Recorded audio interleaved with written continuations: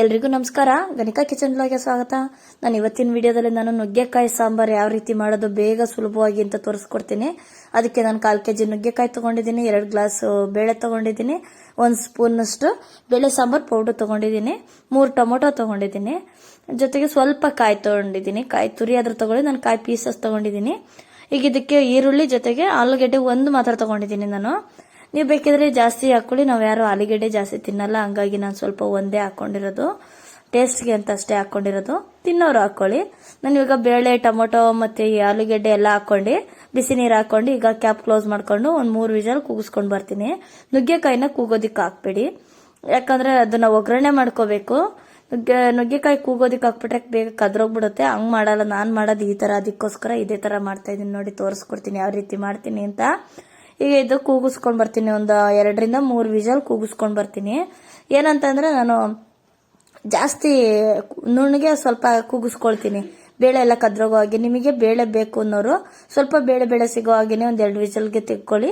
ನಾನು ಬೇಳೆ ಏನ್ ಬೇಡ, ಹಂಗಾಗಿ ಕೂಗಿಸ್ಕೊಂಡ್ ಬರ್ತೀನಿ, ನುಣ್ಣಗೆ ಕೂಗಿಸ್ಕೊಂಡ್ ಬರ್ತೀನಿ. ನೋಡಿ, ಈ ತರ ನಾನು ಕೂಗಿಸಿರ್ತೀನಿ, ಹಂಗೆ ಕೂಗಿಸ್ಕೊಳ್ತೀನಿ. ನೀವು ನೋಡಿ, ಈ ತರ ಕರೆಕ್ಟಾಗಿ ಬೆಂದಿದೆ ಈ ಕಾಳು.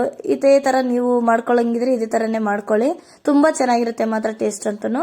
ಈಗ ಸಾಂಬಾರ್ಗೆ ಒಂದು ಪಾತ್ರೆ ತಗೊಂಡಿದ್ದೀನಿ ಒಗ್ಗರಣೆ ಹಾಕೋದಕ್ಕೆ ಅಂತ.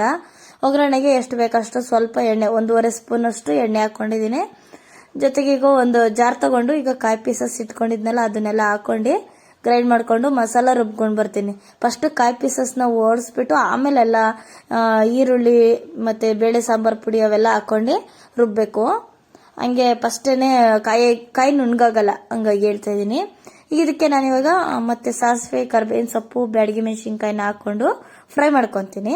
ಅದಾದ್ಮೇಲೆ ನುಗ್ಗೆಕಾಯಿನ ತೊಳೆದಿಟ್ಕೊಂಡಿದ್ದೆ ಹಚ್ಚಿ, ಈ ತರದ್ ಹಚ್ಕೋಬೇಕು ಇಷ್ಟು ಉದ್ದ. ಇದನ್ನ ಹಚ್ಕೊಂಡ್ಮೇಲೆ ಇದನ್ನ ಒಗ್ಗರಣೆಗೆ ಹಾಕೊಂಡು ಸ್ವಲ್ಪ ಚೆನ್ನಾಗಿ ಒಗ್ಗರಣೆನಲ್ಲಿ ಬಾಡಿಸ್ಬೇಕು. ನುಗ್ಗೆಕಾಯಿನ ಚೆನ್ನಾಗಿ ಬಾಡಿಸ್ಕೊಂಬರ್ತೀನಿ. ನೋಡಿ, ಈ ತರ ನೀಟಾಗಿ ಎಲ್ಲವೂ ಕೂಡ ನೀಟಾಗಿ ಬಾಡಿಸ್ಕೊಂಡು ನೋಡಿ. ಇವಾಗ ಬೇಳೆ ಸಾಂಬಾರ್ ಪುಡಿ, ಈರುಳ್ಳಿ ಜೊತೆಗೆ ಕಾಯಿ ಪೀಸಸ್, ಟೊಮೊಟೊ ಇಷ್ಟನ್ನು ಹಾಕೊಂಡು ರುಬ್ಕೊಂಡು ಬಂದಿರೋ ಮಸಾಲೆ ಇದು ತೆಗ್ದಿಟ್ಕೊಂಡಲ್ಲ, ಇಷ್ಟನ್ನು ಮಸಾಲೆ ಹಾಕೊಂಡು ನುಗ್ಗೆಕಾಯಿ ಚೆನ್ನಾಗಿ ಫ್ರೈ ಆಗಿತ್ತಲ್ಲ, ಫ್ರೈ ಆಗಿರೋ ನುಗ್ಗೆಕಾಯಿಗೆ ಹಾಕೊಂಡು ಈ ಮಸಾಲೆನೂ ಕೂಡ ಹಾಕೊಂಡು ಚೆನ್ನಾಗಿ ತಿರುಗಿಸಿದ್ರೆ ತುಂಬಾ ಚೆನ್ನಾಗಿ ಇರುತ್ತೆ ಟೇಸ್ಟ್ ಅಂತನೂ. ಈಗ ಇದಕ್ಕೆ ನುಗ್ಗೆಕಾಯಿ ಜೊತೆಗೇನೆ ಗಟ್ಟಿ ಮಸಾಲನೆ ತಿರುಗಿಸ್ಬೇಕು, ಅವಾಗೆ ಚೆನ್ನಾಗಿ ಬರೋದು. ನೋಡಿ, ಈಗ ಇಷ್ಟು ಚೆನ್ನಾಗಿ ಕುದೀತಾ ಐತೆ ಅದು ಮಸಾಲೆ ಎಲ್ಲಾನ.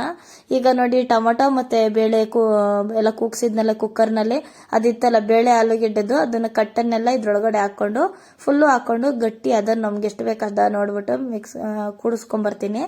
ನೋಡಿ, ಇಷ್ಟ ಅದ ಆಗಿದೆ. ಇದು ಸಾಂಬಾರ್ ಚೆನ್ನಾಗಿ ಕುದಿಬೇಕು. ಇಷ್ಟಿರೋ ಸಾಂಬಾರು ಇನ್ನು ಸ್ವಲ್ಪ ಕಾಲ್ ಭಾಗ ಕಡಿಮೆ ಆಗೋ ತನಕ, ನುಗ್ಗೆಕಾಯಿ ಎಲ್ಲ ಬೇಯಬೇಕು, ಅಲ್ಲಿ ತನಕ ಬೇಯಿಸ್ಕೋಬೇಕು.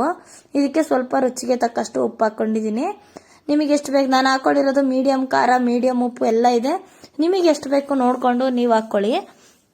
ನೋಡಿ, ಈ ತರ ಸಾಂಬಾರು ಇಷ್ಟು ಹದವಾಗಿದೆ, ಇಷ್ಟು ಕರೆಕ್ಟ್ ಆಗಿದೆ. ಸಾಂಬಾರಿಗೆ ಚೆನ್ನಾಗಿ ಕುದಿಸ್ಕೊಂಡ್ ಬರ್ತೀನಿ. ನೋಡಿ, ಇವಾಗ ಚೆನ್ನಾಗಿ ಕುದ್ದಿದೆ ಸಾಂಬಾರು, ಇಷ್ಟು ಗಟ್ಟಿನೂ ಕೂಡ ಆಗಿದೆ. ಈಗ ನುಗ್ಗೆಕಾಯಿ ಕೂಡ ಚೆನ್ನಾಗಿ ಬೆಂದೈತೆ, ಇಷ್ಟು ಕರೆಕ್ಟ್ ಆಗಿದೆ. ನೋಡಿ, ಇದಕ್ಕೆ ಬೇಳೆ ಸಾಂಬಾರ್ಗೆ ಇದು ಮುದ್ದೆ, ಅನ್ನಕ್ಕಾದ್ರೂ ಸರಿ, ಮುದ್ದೆಗೂ ಚೆನ್ನಾಗಿರುತ್ತೆ. ನುಗ್ಗೆಕಾಯಿ ಸಾಂಬಾರ್ನಲ್ಲಿ ತಿನ್ನಲ್ಲ ಅನ್ನೋರು ಫ್ರೈ ಮಾಡ್ಕೊಳ್ಳಿ, ಯಾಕಂದ್ರೆ ಫ್ರೈನ್ ವಿಡಿಯೋ ಹಿಂದಿನ ವಿಡಿಯೋದಲ್ಲಿ ಹಾಕಿದೀನಿ. ನುಗ್ಗೆಕಾಯಿ ಸಾಂಬಾರು ಜೊತೆಗೆ ಮುದ್ದೆ ಎಲ್ಲ ಇದ್ರೆ ತುಂಬಾ ಚೆನ್ನಾಗಿರುತ್ತೆ. ಮುದ್ದೆ ಅನ್ನಕ್ಕೆ ಜೊತೆಗೆ ಚೆನ್ನಾಗಿರುತ್ತೆ. 1 ಗ್ಲಾಸ್ ಪ್ಲೈನ್ ಮಜ್ಜಿಗೆ ಇಟ್ಕೊಂಡಿದ್ದೀನಿ ನಾನು, ನೀವು ಮಸಾಲಾ ಮಜ್ಜಿಗೆ ಆದ್ರೂ ತಗೊಳ್ಳಿ, ತುಂಬಾ ಚೆನ್ನಾಗಿರುತ್ತೆ. ವಿಡಿಯೋ ಯಾರೆಲ್ಲ ನೋಡ್ತಾ ಇದ್ದೀರೋ, ನೀವೆಲ್ಲ ಯಾರೆಲ್ಲ ಸಬ್ಸ್ಕ್ರೈಬ್ ಆಗಿಲ್ವಾ, ಎಲ್ಲರೂ ಕೂಡ ಸಬ್ಸ್ಕ್ರೈಬ್ ಆಗಿ ಲೈಕ್ ಮಾಡಿ. ಎಲ್ರಿಗೂ ಮುಂದಿನ ವಿಡಿಯೋದಲ್ಲಿ ಸಿಗ್ತೀನಿ. ನಮಸ್ಕಾರ.